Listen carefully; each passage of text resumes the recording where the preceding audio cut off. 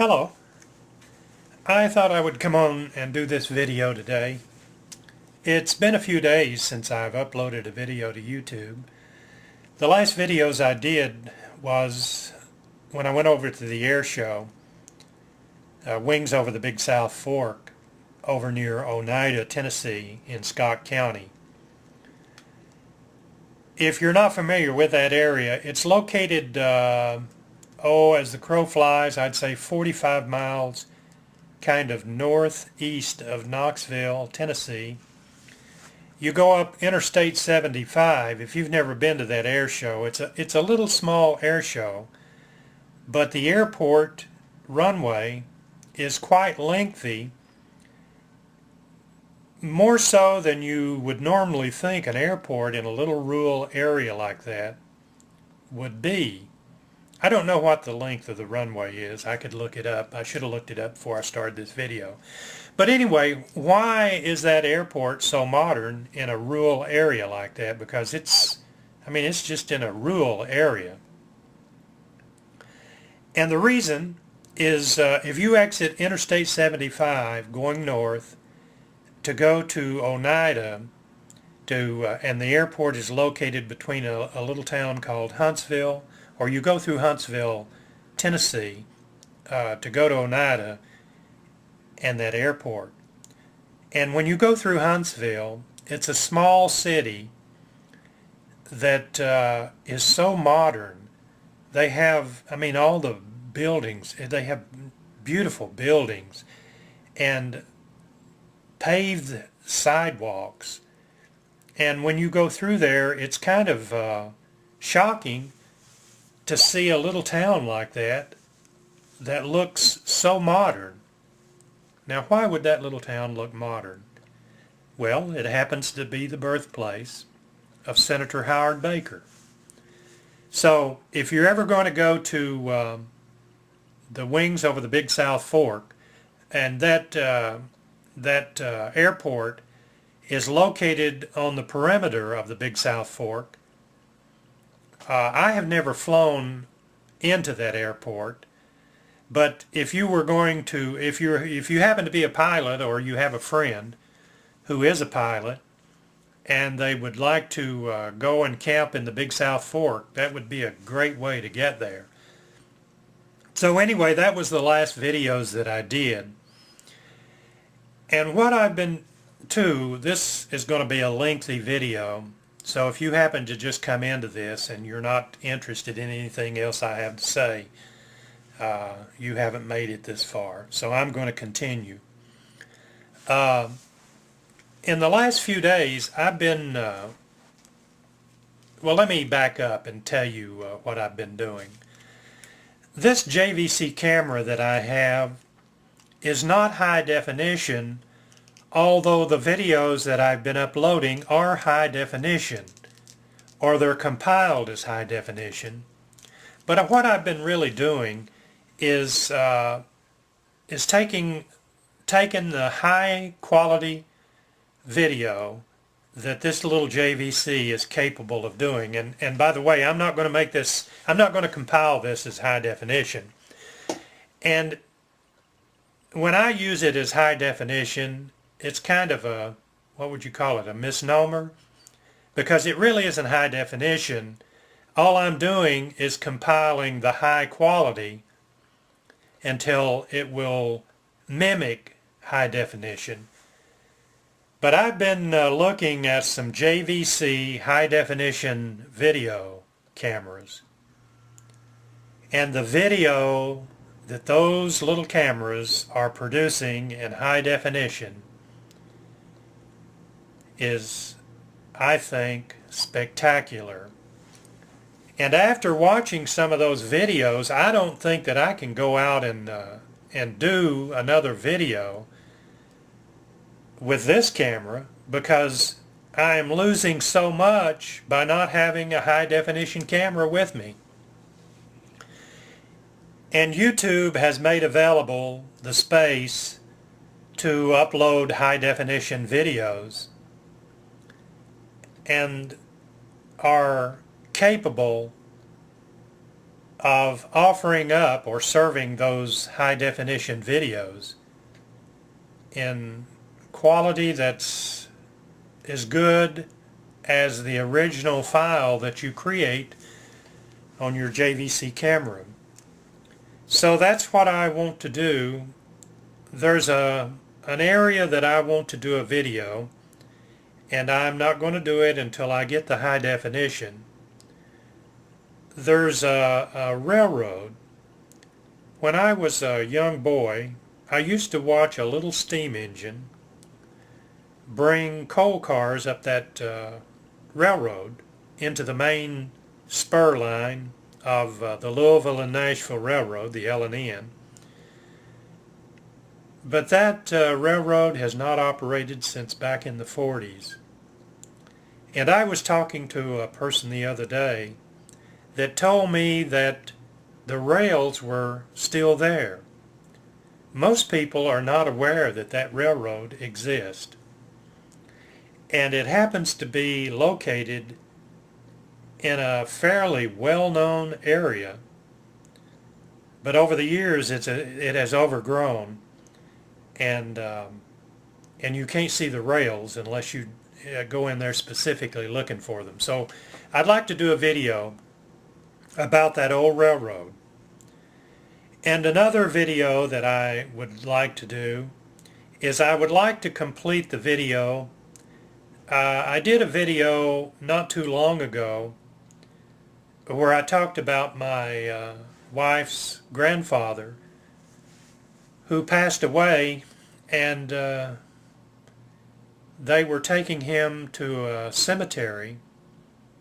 I don't know when this occurred, but I mean many, many years ago. And the community that they were going through had an outbreak of smallpox, and they were afraid to go through there, so they buried him on the side of the road or up off of the road, and that grave is still there. She told me the other day she had talked to one of her cousins who knows where the location is at. So when I get my high definition, I'm going to do a video of that. And there's another place up in the mountains near a mining camp where I was born.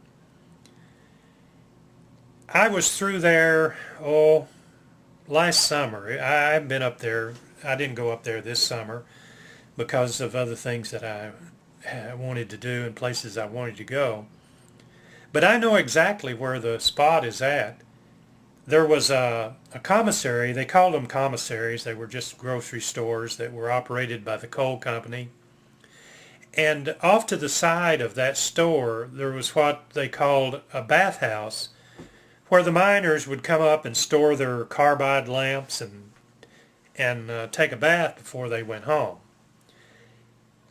My dad worked in that mine for a while, and I believe that was the only mine that I ever entered. I didn't go back into the mine to where you couldn't see the entry, but I'm sure that old mine shaft is there, and I know basically where it's at.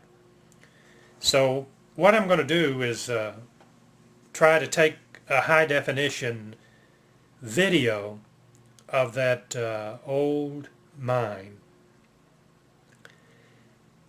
There are some other state parks that I'd like to visit. There's you may have heard of what they call Wilderness Trail. I want to go there and do a video. Wilderness Trail is to the left. If you're going from Cumberland Gap to Jonesboro, Virginia, is it Jonesboro? Up into Pennington Gap. On the left-hand side going up, there's what they call the Wilderness Road, and I would like to go there and do a video.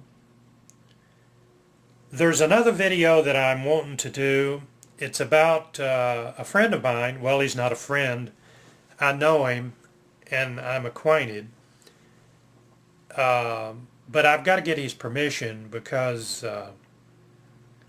he has a company airplane. It's a a Skymaster.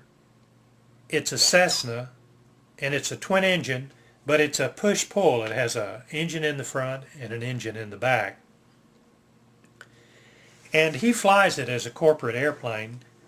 He has 3 separate pilots, but a good friend of mine also flies that airplane for him. And years ago, he used to fly that airplane for another company. And I'd like to do an in-depth video on that airplane, but I've got to get his permission, because I'm sure if someone saw the tail number on that airplane, you could research it and you could find out what company owned this plane. The way I became acquainted with this individual is I used to rent a house from his father. But this person is this company that owns this airplane now. And after I get permission, I'll tell you the company. But it's a well-known company. So anyway, that's all I'll say about that. But it's called a Cessna Skymaster. So if you're interested in airplanes, I'll do a video on that. Then I want to go to Rugby. Rugby, Tennessee is over near the Big South Fork and Scott County and Huntsville, where I mentioned in the early part of this video. But Rugby is a unique little city. Rugby was built by some people who came out of England. There's a story behind, if you want to look it up on Google, you can go ahead and get the information. But if I do the video, I'll go more in depth on what happened there. But a group of people from England came there and settled in the 1800s and built a community. And I think they had an outbreak of typhoid or something, and quite a few of the people died, and the others became disillusioned and just walked away from that little city. And all the houses, most of them were overgrown and kind of hidden back in the forest. And a few years ago, some historical people found them and remediated that area, and it's a unique place if you've never been to Rugby. My wife and I went to Rugby one Christmas. They have kind of an open house over there, and they have it for a couple of days. But there's an old church there. I think it's Episcopalian. It may be, I'm sure it's Episcopalian. But anyway, they were having a church service and kind of a Christmas caroling get-together. So we went. And we sat there in the church, and people started to come in, and I could tell that most of the people that were there were like us, just visiting. Then the pastor came out, and he said, I'd like to welcome most of you all. I know are visitors. But he said a lot of our members are here tonight. And quite a few of them got up and went up into behind the pulpit. And they started to sing. And the acoustics in that church were so great, it was like all the voices just surrounded you. I had never really heard anything with that. I mean, you go into a studio and they're acoustically designed, but they're designed to record. But this place, I don't know if it was a fluke or if they had a genius to come in and decide, because it was an old church, wooden church. But when the people would sing, the acoustics were just incredible. you could just feel the voices. You could not point in a direction that a voice was coming from. It's just like all the voices just surrounded you. And it was fantastic because I love acoustical music, if that's the right thing to say, acoustical music. If not, look over my colloquialism. So if you've never been to Rugby, if you want to go around Christmas time, that's a great time to go to Rugby. Like I told you now, this is a long video, and I'm sure that some of you already tuned out. But if you happen to just listen to somebody ramble, especially an old guy like me, just ramble on, well, that's what I'm doing. I'm just rambling on. Another place that I want to go to do a video, there's two caves. There's one cave that is no more than 300 yards from a place that I lived back during the Second World War. When my father went to work at Oak Ridge during the Second World War, we were about the second family to move into this community where they were building up the houses, especially for people to live in that were working in that buildup of Oak Ridge. And I hadn't been there long, and some of the, as other people started to move in, some of the older boys started to explore and found this cave. And it's has a huge opening. And I would like to go do a video of that cave. And most of the people who live in that area now, they have no idea that that cave is there. That's one thing that's happened to the modern era. People are so attuned to the internet, movies, videos, what have you, that people are indoors all the time. And when I was a kid, we were outdoors all the time. We never was inside other than to sleep. So all of our entertainment was outside. We would play all kinds of games, and I can remember how dark it was. Now, you know, when you go outside, there's street lights everywhere. But when I grew up, on a dark night, you could go outside and you couldn't, if you didn't have a flashlight, you couldn't walk around. It was so dark. And what we would do is we would get some flashlights. I forget what we called the game, but we would hide and look for each other with flashlights. And we'd play kick the can. We'd all hide, and the object of the game was to try to be able to come and kick the can without someone tagging you. And we would just run all over the hillsides, always outside. And Christmas time, we'd just go cut us a Christmas tree. I mean, cedar trees were everywhere. And I can remember on a cold winter day before Christmas, going out into a field and just cutting a Christmas tree. I never did hear of anybody saying, well, don't cut that tree. And now, surprisingly, there's more Christmas trees than there were back then. So we didn't deplete the supply. There's more. You know, that's a thing that a lot of people, you know, when you deal in facts, you can't listen to what someone says and take it as the gospel. they say, well, you know, we're cutting all the trees down.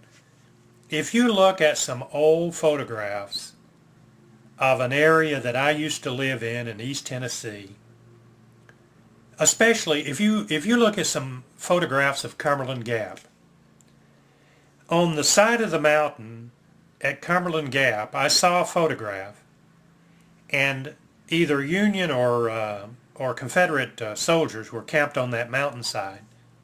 And the first thing you notice, there are no trees. That area now is all forest. But when they came in, they cut all the trees because they used the trees to, you know, build houses and to burn. In this area, right where I grew, in this area where I grew up, when you see old photographs, you see less foliage than you see today. Now, anytime you go out, you can, in the summertime, you can't see very far because of the heavy foliage. But back then, they cut all the trees. So really, there's more trees today than there were back then in areas where people lived.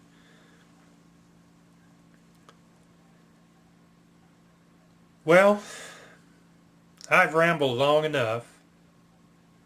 And if you're still around listening to this video, thank you very much. We'll see you. Have a good day. Bye-bye.